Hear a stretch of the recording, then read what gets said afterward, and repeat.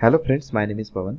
In this video, we will try to log in without the JWT token and we will get the 403 error, that is forbidden. So let's check what we study.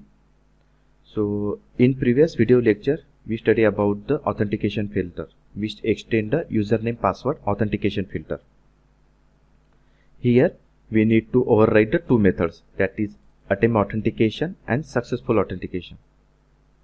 Whenever user try to log in, that time attempt authentication method is triggered. So here it will get all credential and set it to the login request model, and same credential we will set to the username password authentication token. This line is responsible to call the load user by username method, which is belong to the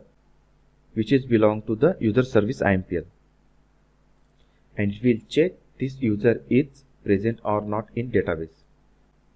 If user is present, then it will pass this details to the user constructor. This is belong to the Spring Security. After that, whenever user is authenticated, the user is found in database, then successful authentication method is called and it will create the JWT token. So here we log in successful. After that, suppose here we will try to access one endpoint, that is this endpoint. This endpoint is a secure endpoint, and whenever we try to access this method, so we will get the 403 error. Let's check.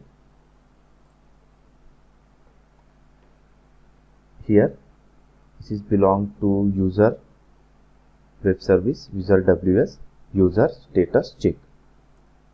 Same user status check. So I tried, and here you can see we will get the 403 error because we need the authorization token. Let's try it with authorization token. Let's first log in and create the token. Here I am sending request. I log in with this credential. Let's copy this token.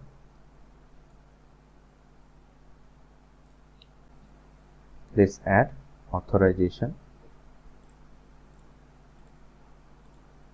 It is always start with peer space and copy the token.